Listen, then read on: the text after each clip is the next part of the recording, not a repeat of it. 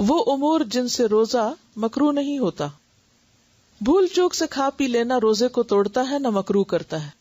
حضرت ابو ہریرہ رضی اللہ عنہ نبی اکرم صلی اللہ علیہ وسلم سے روایت کرتے ہیں کہ نبی اکرم صلی اللہ علیہ وسلم نے فرمایا جب کوئی بھول کر کھا پی لے تو اپنا روزہ پورا کرے کیونکہ اسے اللہ نے کھلایا پلایا ہے. اسے بخاری نے روایت کیا. یعنی اب کوئی یہ نہ سوچے کہ اچھا کھا تو چکے ہیں تو اور ہی کھا لیں، نہیں، جان کے کھانے سے پھر ٹوٹ جائے گا روزہ. مسواک کرنے سے روزہ مکروہ نہیں ہوتا. گرمی کی شدت سے روزہ دار سر میں پانی بہا سکتا ہے، اس سے روزہ مکروہ نہیں ہوتا. یعنی اگر سکن کے ذریعے کچھ پانی اندر چلا جاتا ہے تو اس سے روزہ مکروہ نہیں ہوتا، ایز لانگ ایز کہ آپ کے حلق سے نیچے کچھ نہ اترے. روزے کی حالت میں مزی خارج ہو یا احتلام ہو جائے تو روزہ ٹوٹتا ہے نہ مکروہ ہوتا ہے. یعنی اس سے روزہ نہ ٹوٹتا ہے نہ مکروہ ہوتا ہے. حضرت عبداللہ بن عباس اور اکرمہ فرماتے ہیں روزہ کسی چیز کے جسم میں داخل ہونے سے ٹوٹتا ہے، جسم سے خارج ہونے سے نہیں ٹوٹتا. ٹھیک ہے، یعنی جیسے ماں بچے کو دودھ پلاتی ہے یا انسان واش روم جاتا ہے یا پھر جسم سے کوئی اور مادہ نکل آتا ہے تو اس سے روزہ نہیں ٹوٹتا. سر میں تیل لگانے، کنگھی کرنے یا آنکھوں میں سرما لگانے سے روزہ مکروہ نہیں ہوتا. ہنڈیا کا ذائقہ چکھنا، تھوک نگلنا اور مکھی کے حلق میں چلے جانے سے روزہ مکروہ نہیں ہوتا. ذائقہ چکھ کے آگے کھانا نہیں، یعنی چکھ کے تھوک دے تو اور بات ہے، لیکن اگر اپنے منہ کی تھوک ہے وہ اگر اندر چلی گئی تو اس سے بھی روزہ نہیں ٹوٹتا. اس طرح مکھی مچھر وغیرہ بھی اگر گلے میں چلا جائے یا کوئی خاک وغیرہ. روزہ دار گرمی کی شدت میں کپڑا پانی میں تر کر کے بدن پہ رکھ سکتا ہے، اس سے روزہ مکروہ نہیں ہوتا. حضرت عبداللہ بن مسعود رضی اللہ عنہ فرماتے ہیں جب تم میں سے کوئی روزہ دار ہو تو اسے تیل کنگھی کر لینا چاہیے، یعنی اپنا حال حلیہ درست رکھے. حضرت حسن رضی اللہ عنہ فرماتے ہیں روزہ دار کے لیے ناک میں دوا ڈال لینے میں کوئی حرج نہیں بشرطے کہ حلق تک نہ پہنچے. نیز روزہ دار سرما لگا سکتا ہے. عبداللہ بن عباس فرماتے ہیں کہ روزہ دار ہنڈیا یا کسی دوسری چیز کا ذائقہ چکھ لے تو حرج نہیں، اسی لیے ٹوتھ پیسٹ کو بھی منع نہیں کیا جاتا. حضرت عطا رحمہ اللہ نے کہا روزہ دار اپنا تھوک نگل سکتا ہے. حضرت حسن نے کہا اگر مکھی روزہ دار کے حلق میں چلی جائے تو کوئی حرج نہیں. اگر کسی پر غسل فرض ہو لیکن دیر سے اٹھے تو سحری کھا کر غسل کر سکتا ہے، البتہ کھانے سے قبل وضو کر لینا چاہیے. حضرت ابو بکر بن عبد الرحمن رحمہ اللہ سے روایت ہے کہ میں اور میرے والد حضرت عائشہ کے پاس آئے. حضرت عائشہ نے بیان کیا میں گواہی دیتی ہوں کہ رسول اللہ صلی اللہ علیہ وسلم احتلام کے سبب سے نہیں بلکہ جماع کے سبب سے حالت جنابت میں صبح کرتے، غسل کیے بغیر روزہ رکھتے، بعد میں فجر سے پہلے غسل فرما لیتے. پھر ہم دونوں حضرت ام سلمہ کے پاس آئے اور انہوں نے بھی یہی بات کہی. اسے بخاری نے روایت کیا ہے. روزے کی حالت میں بیوی کا بوسہ لینا جائز ہے بشرطے کہ جذبات پہ قابو ہو.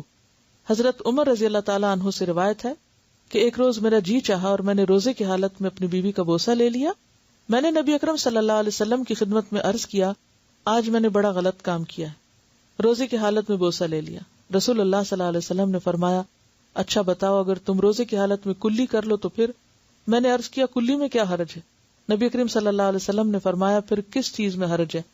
یعنی بوسہ لینے میں کوئی حرج نہیں. اسے احمد اور ابو داؤد نے روایت کیا ہے.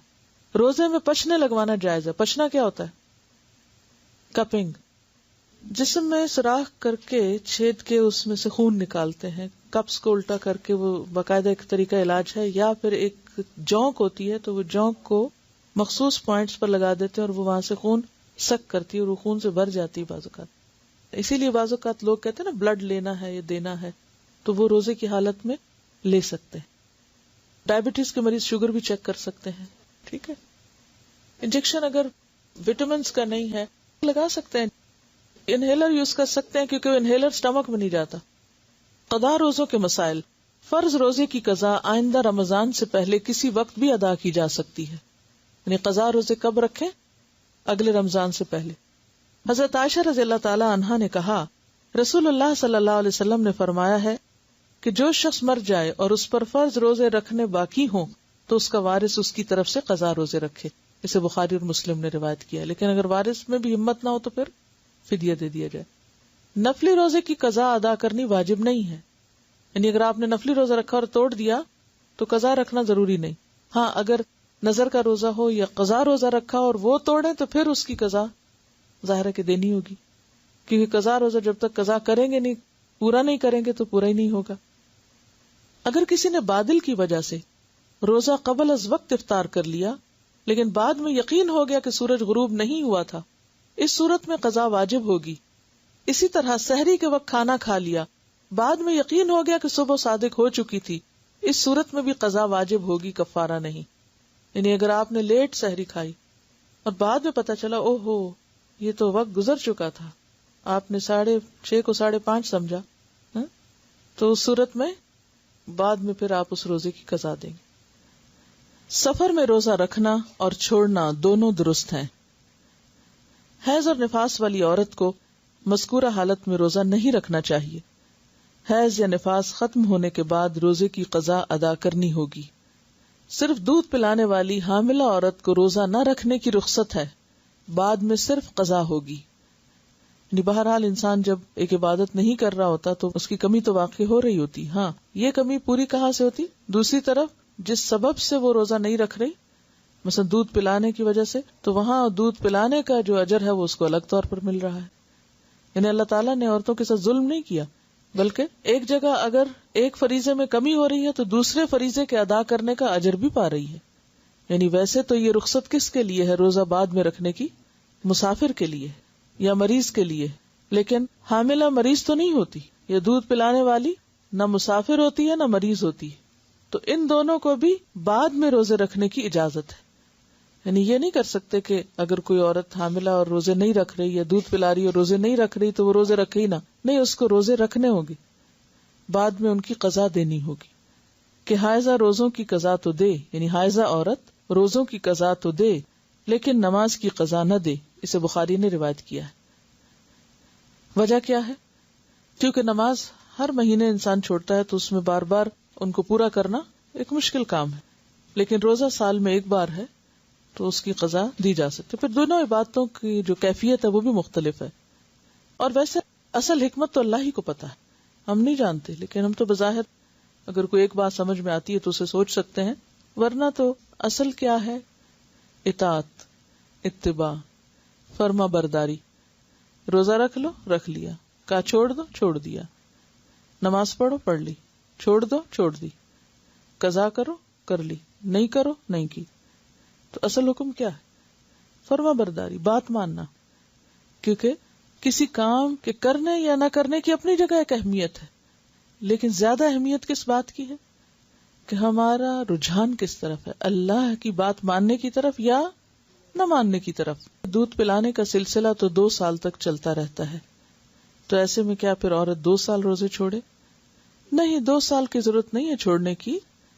ایک وقت ایسا ہوتا ہے کہ جب بچہ بہت چھوٹا ہوتا ہے اور اس کی ساری غذا صرف ماں کا دودھ ہوتی، وہ ابھی کچھ کھا نہیں سکتا۔ بچے بہت چھوٹے ہوتے ہیں، جیسے کم از کم 4 مہینے تک عام طور پہ بچے کو کوئی اور سالڈ فوڈ یا بعض اوقات پانی تک بھی نہیں دیا جاتا، تو وہ کمپلیٹلی ماں پہ ڈیپینڈنٹ ہوتا ہے۔ ایسی صورت میں اگر ماں روزہ رکھ لے اور کچھ پیے نہیں، کھائے نہیں، تو کیا ہوگا؟ دودھ میں کمی ہو جائے گی۔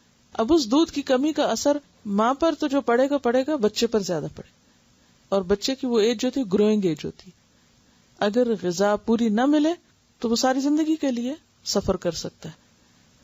تو ایسے میں اس وقت تو ماں روزہ چھوڑ دے تاکہ بچے کو دودھ پورا ملے، لیکن بچہ جب 1 سال کا ہو جاتا ہے اور بھی چیزیں کھانے پینے لگتا ہے تو دودھ ایک اضافی غذا ہو جاتی، تو ایسی صورت میں جب وہ اور دودھ بھی پی لیتا ہے یا اور چیز بھی کھا لیتا ہے اور ساتھ ماں کا دودھ بھی لے رہا ہے تو اور اس میں کچھ کمی بھی ہو گئی تو بھی اس سے اتنا فرق نہیں پڑے گا، تو ایسی صورت میں ماں پھر روزے رکھ لے، یا پھر سارے نہ چھوڑے، ایک رکھ کے ایک چھوڑ دے۔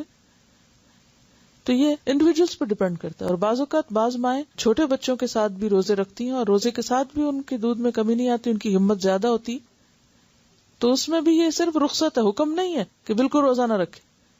جیسے سفر میں چاہے تو رکھ لے چاہے تو چھوڑ دے، اسی طرح اس حال میں اگر وہ سمجھتی کہ وہ رکھ کے کام چلا سکتی تو روزہ رکھ لے۔